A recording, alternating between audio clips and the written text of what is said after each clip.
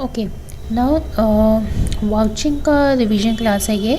The main topics which we will cover is what is the meaning of voucher, then what comes under the definition of vouching, importance क्या रहती है vouching की, routine checking and vouching में क्या difference रहता है, किस किस टाइप के वाउचर्स होते हैं अपने. ठीक है, इस तरीके से as you can see on the screen we have a list of topics which we will cover in this tutorial. Okay, so starting with the meaning of vouching. Vouching का मतलब क्या होता है, हम करते क्यों हैं. हम जब भी किसी भी एंटिटी का, कोई भी स्मॉल की एंटिटी हो, कोई भी उसका नेचर ऑफ बिजनेस हो, सब में वाउचिंग करनी पड़ती है. पॉइंट नंबर 1, चाहे वो कैसी भी इंडस्ट्री हो. ठीक है, तो हर बिज़नेस में हम वाउचिंग क्यों करते हैं. सबसे पहले हमारा पहला टास्क ही वाउचिंग रहता है, क्योंकि जो भी हमारे पीरियड ऑफ ऑडिट है, से इट्स अ ईयरली ऑडिट, तो हम देख रहे हैं कि हमारी जो भी एंट्रीज आ रही हैं, जो भी ट्रांजेक्शन्स बिजनेस हमें दिखा रहा है कि भाई हमारे साल में ये ट्रांजेक्शन्स हुए, तो उसको सपोर्ट करने के लिए कुछ एविडेंसेस होंगे, कुछ डॉक्यूमेंट्स होंगे, तो वो हम वेरीफाई करते हैं कि ऐसा तो नहीं है कि जो आपने एंट्रीज डाल रखी हैं, जो आप ट्रांजेक्शन्स हमारे सामने प्रेजेंट कर रहे हो, जो हमारे फाइनेंशियल्स में फिगर आ रही है कि हमारा फिक्स्ड असेट्स 10 करोड़ के हैं, हमारी करेंट असेट्स इतने का आ रहे हैं, इन्वेंट्री इतने का आ रहा है, हमारी परचेज इतनी हुई ड्यूरिंग द ईयर, सेल्स इतनी हुई ड्यूरिंग द ईयर, और what ever be the period of audit, से क्वार्टर और एज़ पर द केस में भी, तो हम उसको एग्जामिन करेंगे एक्चुअल में ये ट्रांजेक्शन हुआ है कि नहीं हुआ है. अभी कैसे हम वेरीफाई करेंगे, ये हम वाउचिंग के थ्रू वेरीफाई करते हैं. So let's read the definition once.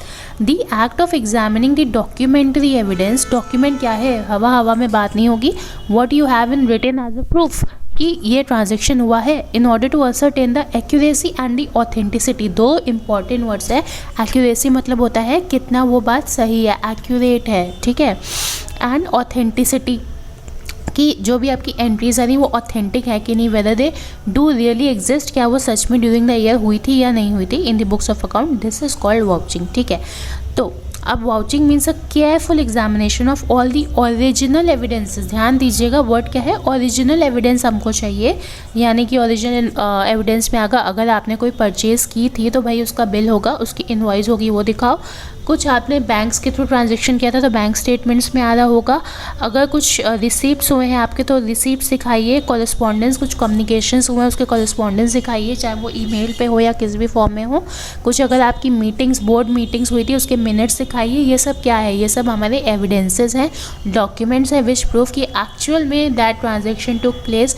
And authenticity है, उसमें एक्यूरेसी है, जितनी अमाउंट में वो आ रही है क्या वही अमाउंट हमारी उस एविडेंस सपोर्टिंग डॉक्यूमेंट में आ रही है, नहीं आ रही. कुछ कॉन्ट्रैक्ट्स है तो भाई कॉन्ट्रैक्ट्स की कॉपीज़ लो, ओरिजिनल कॉन्ट्रैक्ट्स दिखाओ. अगर आपकी कोई बिल्डिंग लीज पे है तो अपनी लीज डीड दिखाओ. That becomes a voucher, that becomes a documentary evidence to support the transaction, to support कि आप जो कह रहे हो कि हमारी ये बिल्डिंग लीज पे है तो हम कैसे मान लें भाई, हमें उसके लिए तो डॉक्यूमेंट्री प्रूफ चाहिए हर बात का. ठीक है, तो with a view to ascertain the accuracy of the entries in the books of accounts and also to find out as far as possible that no entries have been omitted in the books of account. 2 cases हो सकते हैं. पहला case कि books of accounts में कुछ दिख रहा है कि हमारी ये परचेज हुई, बट हमको उसको वेरीफाई करने के लिए हमें क्या चाहिए, उसका डॉक्यूमेंट एविडेंस चाहिए. दूसरा केस क्या हो सकता है, क्लाइंट ने हमारे सामने वाउचर्स ला के दे दी कि ये लीजिए साहब जनवरी फरवरी मार्च के वाउचर्स से.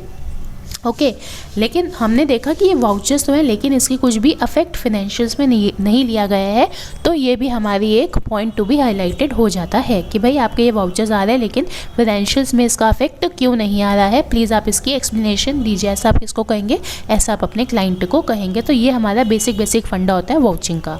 Coming over to definition, vouching means testing the truth of the items appearing in the books of the original entry. जो भी आपकी जर्नल है, लेजर है, उसमें जो भी आ रहा है वो वाकई एग्जिस्ट करता है कि नहीं करता, कैसे पता चलेगा, वाउचिंग से, डॉक्यूमेंट को वेरीफाई करके.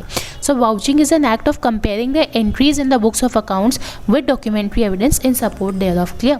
Vouching is the examination of the evidence offered in substantiation of the entries in the books, including such examination the proof so far as possible that no entries have been omitted in the books. हमें ये भी देखना होता है कि कोई entries हमारी book से ना मिस हुई हूँ. अभी जो हमने एक्सप्लेनेशन दी, वाउचिंग की इंपॉर्टेंस क्या है, ऑब्वियसली बैकबोन ऑफ ऑडिटिंग बन जाती है. अगर हमारी वाउचिंग कहीं पर वाउचिंग स्टेज से हमको पता चल जाता है बहुत बड़े बड़े फ्रॉड्स का, so it is the only way of detecting all sorts of, किसी भी तरीके की अगर एरर्स हो सकता है भाई कि अनइंटेंशनल केस हो, एरर्स ही रही हो, या फिर आपने कुछ प्लान्ड फ्रॉड किया, मैनेजमेंट ने ही कुछ प्लान्ड फ्रॉड किया, वो भी हम कैसे पकड़ सकते हैं, अपनी वाउचिंग के थ्रू ही पकड़ सकते हैं। सेकेंड क्या है, it is the essence of auditing. क्या वाउचिंग के बिना ऑडिटिंग हो ही सकती है? नेवर, इन नो केस, चाहे वो कैसी भी एंटिटी हो, कितनी ही छोटी क्यों ना हो, चाहे आप उसकी मटेरियलिटी के बेसिस पे सरप्राइज चेकिंग करके या कुछ सैम्पल बेस्ड ऑडिट करो, वाउचिंग करो, लेकिन वाउचिंग तो होगी ही होगी।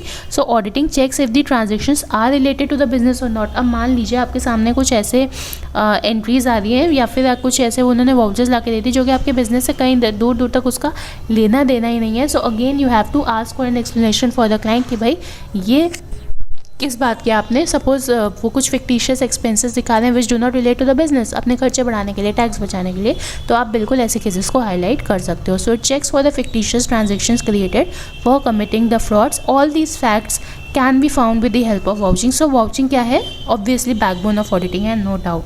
To check whether the evidences are correct और नॉट, फ्रॉड्स में be committed presenting duplicate vouchers, हो सकता है हम कुछ डुप्लीकेट वाउचर्स दिखा दें। एविडेंशियल डॉक्यूमेंट्स और records are to be checked carefully which is the scope of vouching. ठीक है, प्रॉपर एविडेंस होते हैं। It acts as an evidence for the entries recorded in the books of accounts. It is the work of the vouching to ensure कि हमारे हर entry के लिए एक proper evidence होना चाहिए, सेटिस्फैक्शन हमें मिलना चाहिए कि भाई ये जो आप डॉक्यूमेंट दिखा रहे हो ये ऑथेंटिक है, इस पर हम ट्रस्ट वर्दी है, इस पर हम रिलाई कर सकते हैं कि नहीं कर सकते हैं। ठीक है, proper authority to verify proper authority behind every transaction, जो भी आपका ट्रांजेक्शन हुआ है उसकी अप्रूवल सिस्टम क्या आपके यहाँ, इतनी अमाउंट तक का कौन अप्रूव करता है, उसके बाद कितने लोग उसको अप्रूव करते हैं, और वो जो बंदा उसको अप्रूव कर रहा है वो कितना ऑथराइज है उस काम को करने के लिए। Transaction is not accepted without the signature of the concern manager.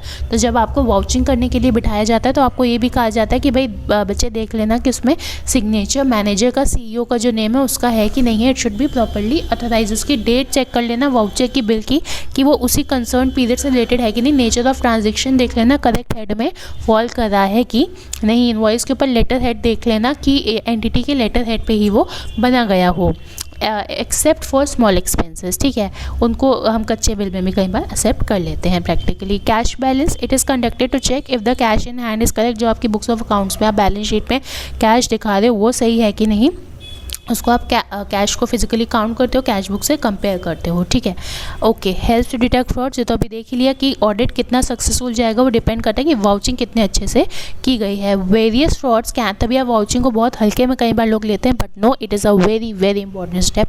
इसमें बिल्कुल भी किसी भी तरीके की लापरवाही नहीं होनी चाहिए। Various frauds can be detected only if vouching is conducted in a proper manner, इसलिए इसको बिल्कुल भी केयरलेसली नहीं लेना चाहिए। Arithmetical accuracy, to maintain arithmetical accuracy of the books of accounts. अब देखो रूटीन चेकिंग और वाउचिंग में डिफरेंस क्या होता है। रूटीन चेकिंग क्या होती है कि भाई आपने देख लिया कि जो हमारी कॉस्टिंग हो रही है, कैरी फॉरवर्ड बैलेंसेस की हो रही है, पोस्टिंग ठीक हो रही है कि नहीं, बैलेंसिंग ठीक होती हुई है कि नहीं, कुछ हमारी अरिथमेटिकल एक्यूरेसीज तो नहीं है। तो बेसिकली अरिथमेटिकल एक्यूरेसीज देख रहे हैं अपनी बुक्स ऑफ ओरिजिनल एंट्री में in case of routine checking, यानी कि एक नैरो कंसेप्ट है जिसमें कि केवल और केवल हम अपनी बुक्स ऑफ अकाउंट्स को चेक कर रहे हैं। On the other hand vouching में हम क्या कर रहे हैं, उसमें हम वैलिडिटी देख रहे हैं, ऑथेंटिसिटी देख रहे हैं, एक्यूरेसी देख रहे हैं of the entries in the books of accounts. It is concerned with an examination of documentary evidence of vouchers with the entries in the books of accounts। जो भी बुक्स ऑफ अकाउंट्स में entries आ रही है वो हमारे supporting invoices या etcetera जिस भी फॉर्म का वाउचर्स हैं, डॉक्यूमेंट्स है, उससे मैच करना चाहिए, रिकनसाइल करना चाहिए। ब्रॉडर कंसेप्ट है हमारा vouching. It not only involve checking books of account but also verifying the sources of transaction with the entries. But आपको सोर्स ऑफ ट्रांजेक्शन को भी वेरीफाई करना बनता है इन केस ऑफ वाउचिंग। तो रूटीन चेकिंग एक हल्की प्रोसेस है जबकि vouching is a serious affair. ठीक है, और क्या होता है, रूटीन चेकिंग तो सिंपल एंड मैकेनिकल, उसमें कुछ टेक्निकल नहीं है, बहुत ही क्लैरिकल वर्क है चेकिंग बुक्स ऑफ एंट्रीज, इसमें वाउचिंग नहीं आती। Whereas vouching includes routine checking as you can see over here in point number 5। Okay, arithmetical accuracy हम देखते हैं अपनी रूटीन चेकिंग में माइनर फ्रॉड्स को ही देखता है, क्लरिकल एरर्स से कंसर्न होता है, एरर्स ऑफ प्रिंसिपल से कंसर्न नहीं होता। जबकि वाउचिंग में तो हम ये भी देखते हैं कि कहीं गलत हेड में तो नहीं हमने कोई खर्चा डाल दिया, ऐसा तो नहीं था कि उसको कैपिटलाइज करना चाहिए तो हमने उसको रेवेन्यू में डाल दिया, वाइस वर्सा, यानी कि एरर्स ऑफ प्रिंसिपल पे भी वो चेक करता है। It reveals both minor as well as clever and well design frauds तो नहीं थे, वो भी आपको पकड़ना पड़ता है वाउचिंग के अंदर, ठीक है। जेन्यूननेस एंट्रीज की, वो एंट्री अगर डली क्या वो बिजनेस से रिलेट भी करती है, क्या ये फेक एंट्री तो नहीं लग रही, फिक्टिशियस तो नहीं लग रही है, कुछ इसमें प्लानिंग तो नहीं है, ये सब दिमाग आपको लगाना पड़ता है वाउचिंग में। That means it is an intelligent checking of books of entries with scrutiny of documentary evidences, ठीक है। अब देखो नेक्स्ट आ गया हमारा types of vouchers. Basically 4 types of vouchers है। प्राइमरी वाउचर जो कि आपका बिल्कुल होता है ओरिजिनल वाले, जैसे कि आपका कुछ आपको पेमेंट रिसीव हुई तो आपके पास कैश रिसीप्ट हो गया, आपने कुछ खरीदा तो आपके पास परचेज इनवॉइसेस होंगे, है ना। कोलैटरल वाउचर्स क्या होता है, जो आपके पास ओरिजिनल में नहीं है, आपके पास उसकी जेरोक्स है, जैसे कि बैंक में आपने डिमांड ड्राफ्ट तो सबमिट कर दिया, अब उसकी आपके पास कॉपी ही रह जाएगी, तो वो आपका ओरिजिनल तो ऑब्वियसली बैंक के पास होगी, आपके पास नहीं होगी, तो that's a collateral voucher. Internal vouchers क्या होते हैं, जो हमारे ऑर्गेनाइजेशन के इंटरनली जनरेट होते हैं, जैसे कि आपने कुछ सेल्स की तो सेल्स इनवॉइस जनरेट हो गई, मटेरियल रिक्विजिशन स्लिप आपके होते हैं, तो ये सब आपके इंटरनली चलते हैं। एक्सटर्नल क्या होता है, जो बाहर से आया, जैसे कि आपका बैंक स्टेटमेंट बाहर से आया, मॉर्टगेज डीड है, लीज डीड है, कुछ कॉन्ट्रैक्ट्स है, ये सब हमारे बाहर से जनरेट हुए आउटसाइड सोर्सेज, तो इनको हम एक्सटर्नल वाउचर्स कहते हैं। सो 4 टाइप ऑफ वाउचर्स कौन कौन से, primary, collateral, internal and external. अब रिसीप्ट्स, आपको रिसीप्ट्स का वाउचिंग कैसे करनी है।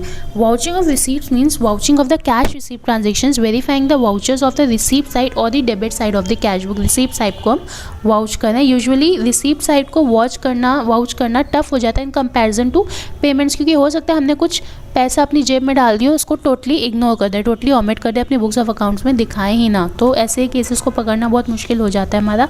तो इसके लिए हमारे पास कुछ ही इनडायरेक्ट एविडेंस रह जाते हैं, जैसे कि हमें कुछ रिसीप्ट हुआ तो उसकी काउंटर फॉइल है आपके पास, कार्बन कॉपीज़ है रिसीप्ट्स की, कॉन्ट्रैक्ट्स की, लेटर्स फ्रॉम डेटर्स, ये सब हमारे आ जाते हैं। लेकिन ऐसे बहुत केसेस होते हैं जब पूरा पैसा अपनी जेब में डाल देता है मैनेजमेंट और आपकी बुक्स में दिखाता ही नहीं है, तो उसको पकड़ना थोड़ा सा टफ हो जाता है, ठीक है। Auditor should check a few items at random, surprise checking करो, and if he finds them not to be in order, तो कुछ सरप्राइज सैम्पल बेसिस पे लो, अगर आपको वो ऑर्डर में नहीं दिखे तो इसका मतलब है कि अब आपको अपनी चेकिंग को सब्सटेंशिएट करना पड़ेगा, इसी को हम कहते हैं सब्सटैंटिव चेकिंग।